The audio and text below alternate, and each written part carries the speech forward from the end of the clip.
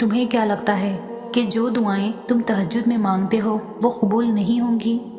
कभी कभी बहुत पहले मांगी गई दुआ भी कबूल हो जाती है, और जब कबूल होती है तो हम बेसाख्ता कहते हैं, या अल्लाह, ये दुआ तो मैंने बहुत मांगी थी, तुझे याद था। एक दिन तुम उन दुआओं पर भी यही अल्फाज कहोगे जो तुम अब मांगते हो। कुन फरमाना मुश्किल काम थोड़ी ना है। अल्लाह जब कुन फरमाता है तो बस हो जाता है और चीज़ें वजूद पा जाती है।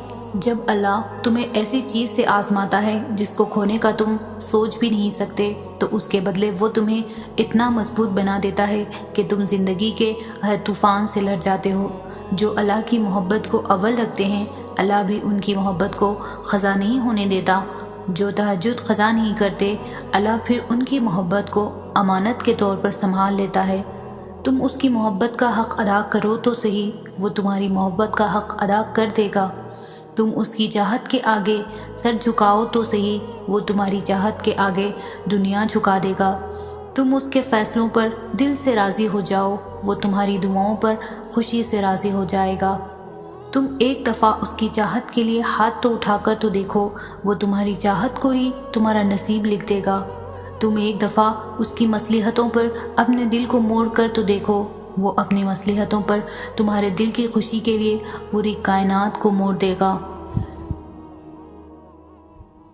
रात के आखिरी पहर में मांगी गई दुआओं में बहुत ताकत होती है, और जिन दुआओं में अल्लाह की रज़ा मौजूद होती है, जल्द या देर से उनके लिए आसमान से कुन उतारा जाता है, क्योंकि उनमें इंसान से ज़्यादा अल्लाह की रज़ा मौजूद होती है। जो अब तक अल्लाह ने दुआ कबूल नहीं की, वो रद्द भी तो नहीं की, तो फिर तुम अपनी तरफ से इनकार समझकर उससे मायूस होकर मांगना क्यों छोड़ दिया?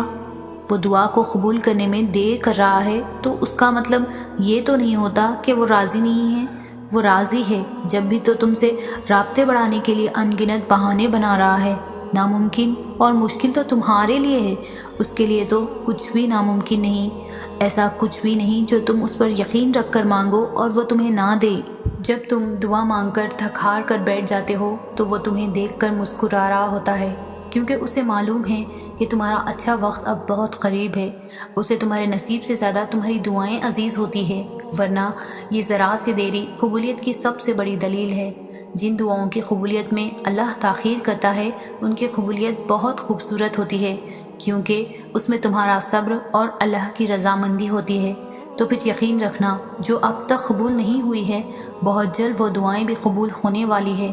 वो भला तुम्हारी दुआ कैसे रद्द कर सकता है जो ख़ुद मोहब्बतों का अमीन है? जो दुआएं कबूलियत में वक्त ले रही है, वो तुम्हारे नसीब में लिखी जा चुकी है। देरी वक्त इसीलिए हो रही है क्योंकि तुम्हारी आवाज़ अल्लाह को बहुत पसंद आ चुकी है। देरी के बावजूद भी दुआ दिल से नहीं जा रही तो तुम्हारी पुकार अल्लाह के यहाँ सुनी जा चुकी है। अभी तो तुम सोच रहे हो कि तुम्हारी दुआ कबूल नहीं हो रही, हालांकि तुम्हारी दुआ तो अर्श पर सुनी जा चुकी है, क्योंकि तुम्हारी उन्हीं दुआओं से तुम्हारी मनपसंद चीज़ तुम्हारी झोली में डाल दी जाएगी।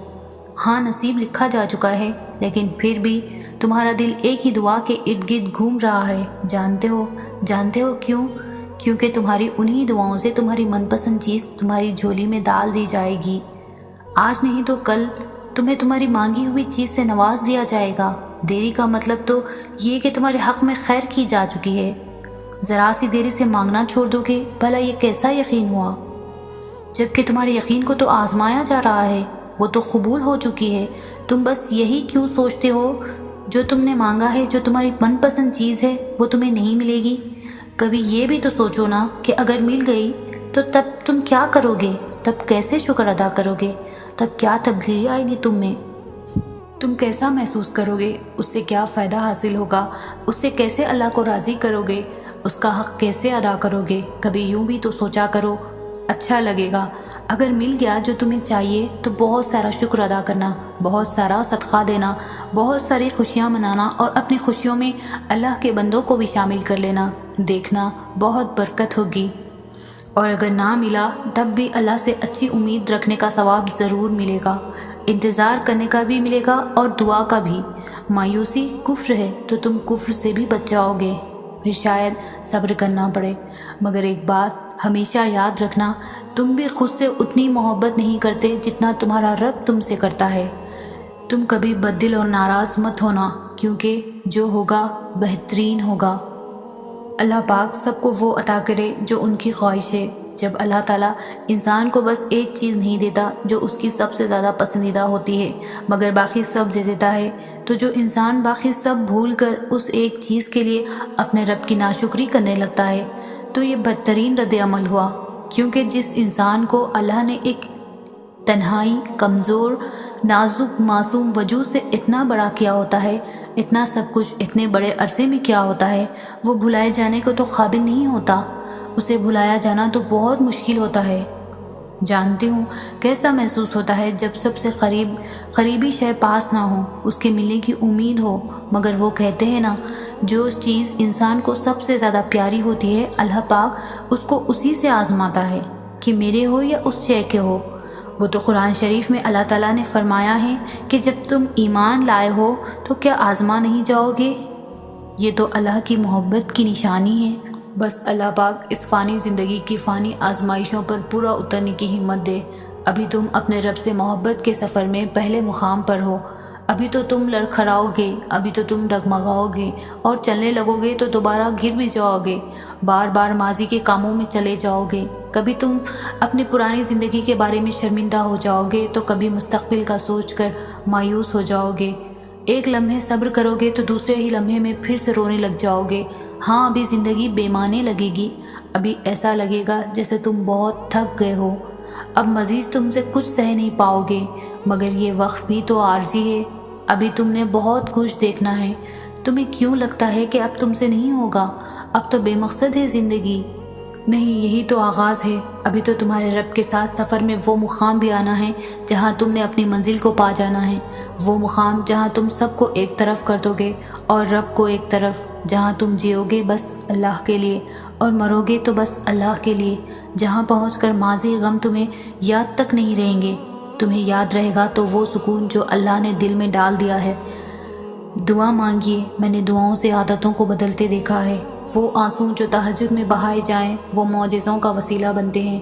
کچھ باتیں یا تو دل کا حصہ ہوتی ہے یا پھر انہیں صرف اللہ کے آگے ہی بیان کیا جا سکتا ہے۔ جن دعاؤں کی ابتدا تہجد سے ہوتی ہے، ان دعاؤں کی تعبیر بڑی کمال کی ہوتی ہے۔ ضرور قبول ہوگی تمہاری تہجد کی دعا، یہ وعدہ ہے اللہ تعالیٰ کا۔ اللہ تعالیٰ تمہاری بہتری کے لیے تاخیر ضرور کرتا ہے، لیکن وہ بھولتا نہیں ہے۔ تہجد ان تمام زخموں کے لیے مرہم ہے جو آپ کو ساری رات سنی نہیں دیتی۔ اپنا درد صرف اپنے رب کو بتائیں۔ جب اللہ تعالیٰ نے کسی کو کن سے نوازنا ہوتا ہے نا، تو اسے تہجد تک لے آتا ہے۔ ناممکن تو تمہارے لیے ہے، وہ کن کے معجزے کرنے پر قادر ہے۔